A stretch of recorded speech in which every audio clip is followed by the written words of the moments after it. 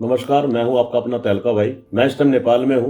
नेपाल में मेरे दर्शन हुए बहुत ही प्यारे से मंदिर में, और उस मंदिर के अंदर एक स्वामी जी हैं जो कि मेरे सामने बैठे हैं, बहुत ही ज्यादा शक्तिशाली। ज्यादा बड़े बोल नहीं बोलूंगा, स्वामी जी से जिनकी भी मुलाकात कभी भी हो गई या जो भी स्वामी जी के दर्शन करने आ गया, आशीर्वाद उसको मिल गया, तो उसके जीवन का नैया पार हो जाएगा, है ना मन? बिल्कुल। यहाँ पे एक प्राचीन रूप से विष्णु जी और शिव जी भगवान का एक मेल स्वरूप है। इस मंदिर का नाम है बूढ़ा नीलकंठ। नेपाल में स्थित है ये। बहुत मान्यता है इसकी, और इसमें एक जादुई चमत्कार है। ये चमत्कार आपको साइंस के माध्यम से नहीं दिखेगा। पानी में भगवान जी का स्वरूप खुद दिखता है, जो कि पॉसिबल नहीं हो सकता, वो भी इस मंदिर में दिखता है। आज हमने खुद देख के हमें अचंभा लगा, तो आप सब आके दर्शन जरूर करो। स्वामी जी ने ऐसी ऐसी बातें बता दी जो मतलब कि चमत्कार हमारे लिए बहुत बड़ा। और मैं तो कहता हूँ पूरे वर्ल्ड से जो भी स्वामी जी के दर्शन करने आएगा उसको चमत्कार मिलेगा ही मिलेगा। उसकी जिंदगी में ना मतलब उसकी नैया पार हो जाएगी। हमारे लिए बहुत खुशी की बात है जो भगवान ने आपसे मिलवाया, आशीर्वाद मिला आपका। एक बार मैं चाहता हूँ भारत देश की जनता या पूरे वर्ल्ड में जो आप ज्ञान देना चाहते हो, जो बताना चाहते हो मंदिर के बारे में, एक बार आप बता दीजिए। तो ये द्वापर युग की मूर्ति है। इसको कोई किसी छीनी हथौड़ा से किसी ने बनाया नहीं है। स्वयं विश्वकर्मा ने, भगवान के आज्ञा से विश्वकर्मा ने संकल्प के द्वारा, वो तो विश्वकर्मा संकल्प सिद्ध हैं, संसार के रचयिता हैं, तो उन्होंने संकल्प के द्वारा इन मूर्ति का निर्माण किया। भीमसेन ने लाके स्थापना की। उसके बाद इसमें भगवान का प्रादुर्भाव हुआ, प्राकट्य हुआ, और ये चलायमान मूर्ति था जो 300-400 साल पहले तक।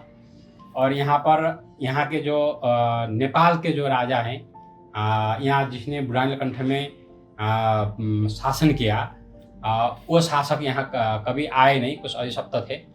तो लेकिन ये इतने इनकी प्रसिद्धि है, इतने ये 22 फुट लंबाई 12 फुट चौड़ाई में विराजमान भगवान हरिहर स्वरूप, नारायण स्वरूप में विराजमान है।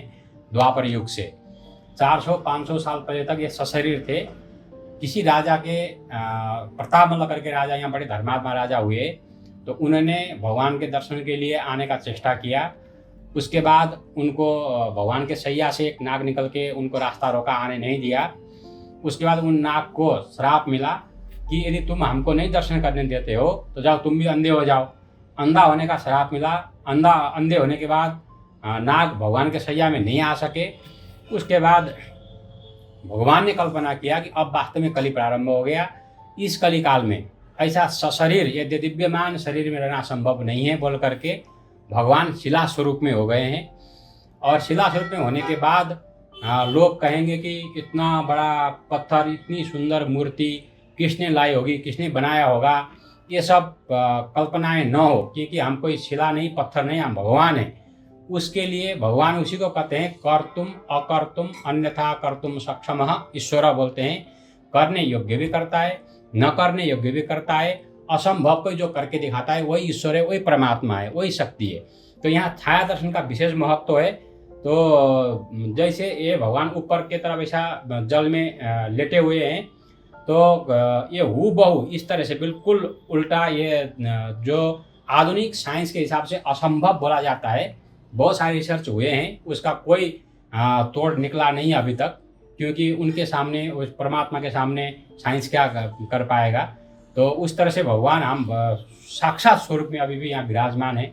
हम लोग रोज भगवान के दर्शन कर पाते हैं। आप लोग भी आए दर्शन गुरु करें। जी, जो विष्णु भगवान जी है जो प्रकट हुए थे फर्स्ट टाइम, वो नेपाल में काठमांडू में हुए थे? वो नहीं, वर्तमान जहाँ पर है वहीं पर आकर के भगवान विराजमान है। आज तक भी वहीं के वहीं है, तो कोई चेंज फेंज कुछ नहीं। काठमांडू में ही यहीं पर, जहाँ काठमांडू में बूढ़ा नीलकंठ करके स्थान प्रसिद्ध है।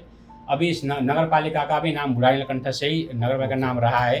तो यही इसी स्थान पर है, इनको कोई छेड़छाड़ नहीं किया गया। एक इसका दृश्य मंदिर में तो जब आप आओगे देखोगे ही। एक आप दृश्य ये भी देख सकते हो, ये एग्जैक्ट ये मंदिर है।